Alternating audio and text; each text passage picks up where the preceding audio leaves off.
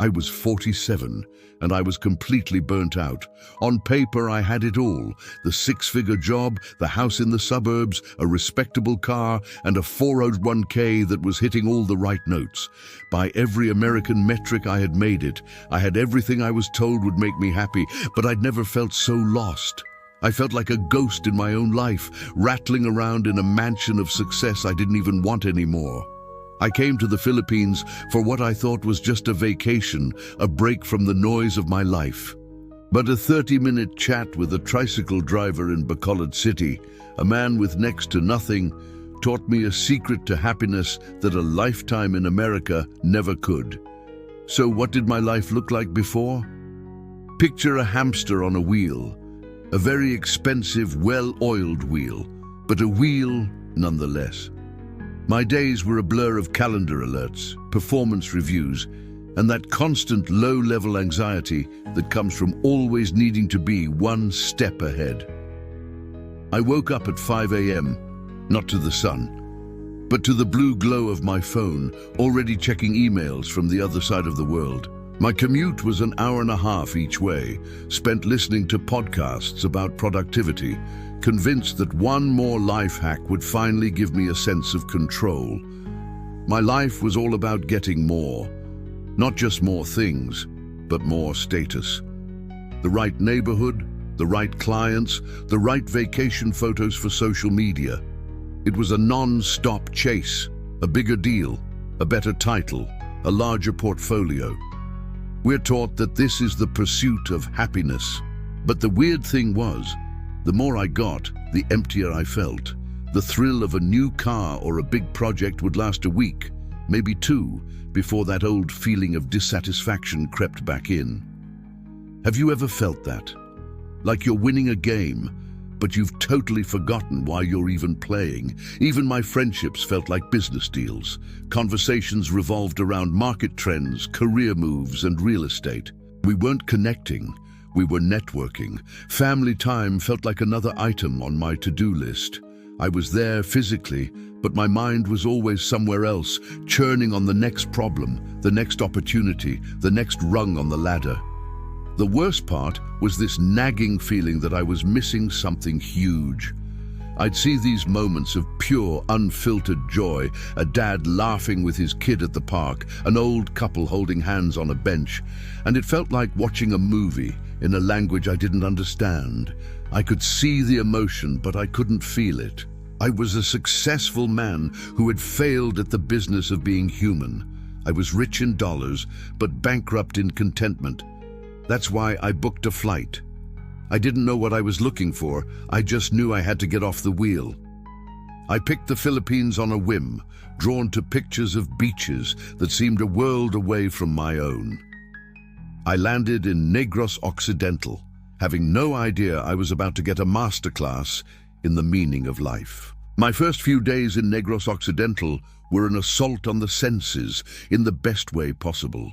After the sterile, air-conditioned world I came from, the Philippines was just alive. The air was thick with the smell of sizzling garlic, sweet diesel, and tropical flowers. The constant cheerful chaos of roosters crowing, jeepneys rumbling, and people laughing was a universe away from the quiet tension of my office. But I was still a tourist, acting like one. I stayed in a nice hotel and took pre-arranged tours, seeing the island through a sanitized filter. I saw the landmarks, like the ruins, the majestic skeleton of an old mansion that locals said was a symbol of the city's ability to endure. But I was just ticking boxes, the same way I did back home. I was looking at the sights, but I wasn't really seeing the place. I was still the man on the hamster wheel, just in a more exotic location. Then, one scorching afternoon, my perfect itinerary fell apart. The air was heavy, the kind of heat that feels like you're wading through water. My air-conditioned van was hopelessly stuck in traffic, and on a whim, I just got out. I couldn't sit still. I stood on a busy street in Bacolod, the province's capital, feeling very out of place. And that's when I saw them, the tricycles. a swarm of motorcycles with colorful, cobbled-together sidecars weaving through traffic like metallic insects. I'd been avoiding them, choosing what I thought were safer options. But in that moment of frustration, I did something I hadn't done in years, something completely unplanned. I flagged one down. The driver pulled over with a huge, easy smile. He looked to be in his late 30s, his face tanned by the sun, arms lean and strong. He introduced himself as Lito.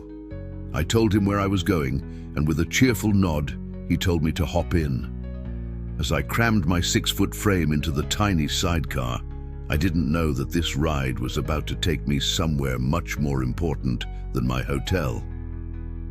The ride started with the usual questions. Where you from? First time in the Philippines?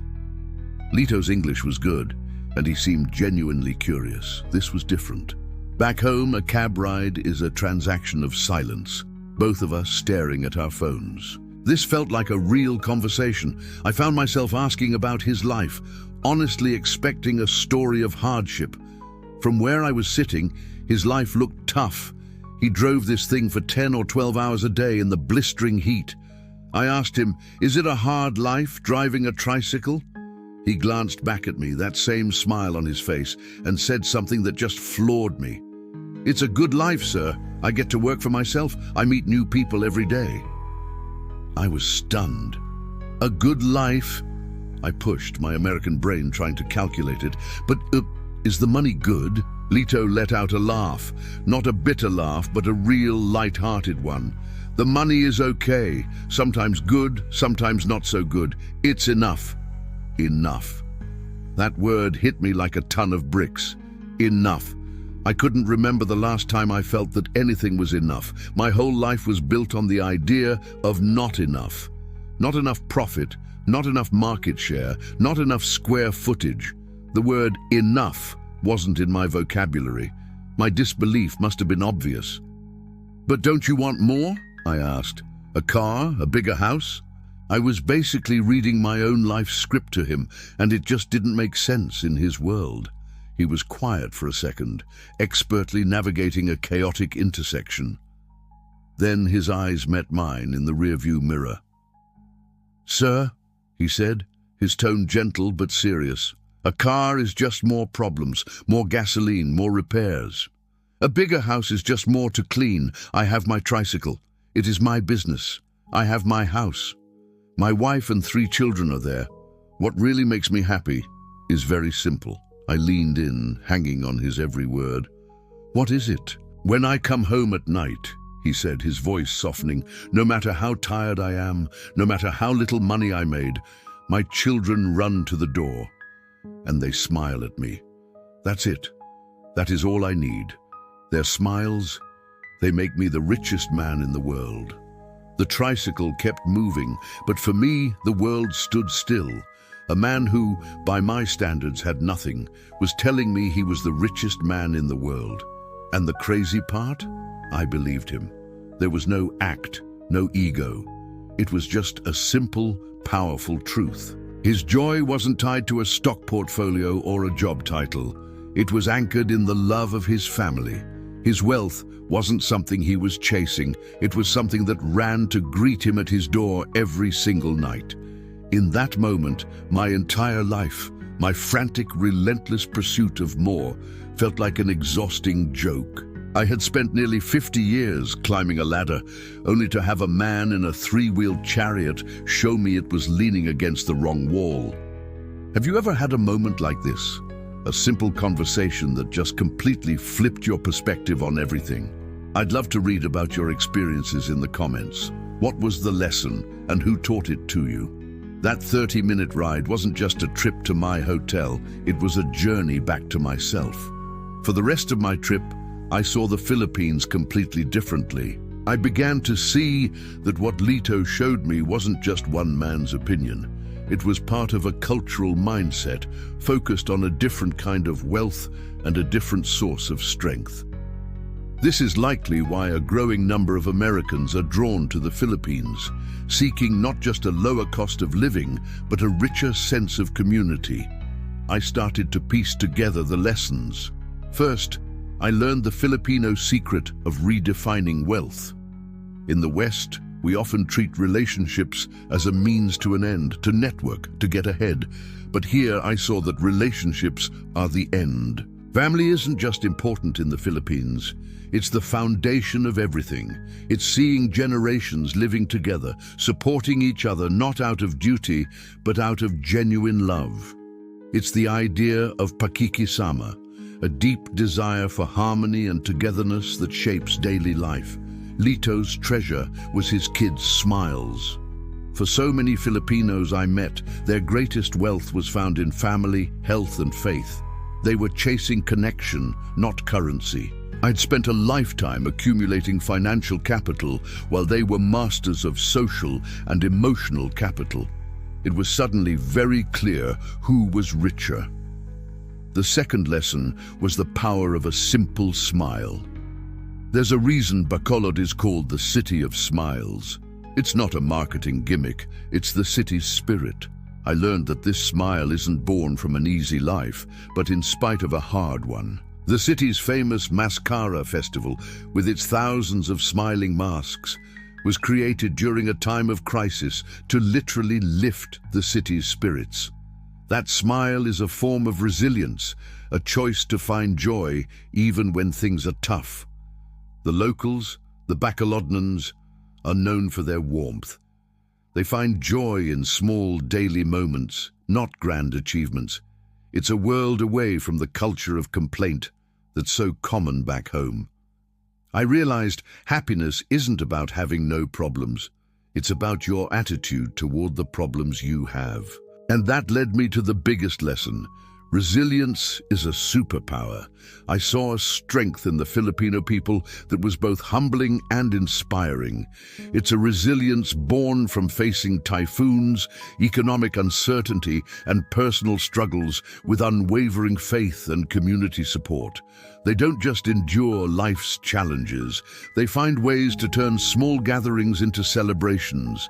Theirs isn't a hard, individualistic toughness. It's a flexible strength that comes from knowing you're part of something bigger, supported by family, friends, and faith. They bend, but they don't break.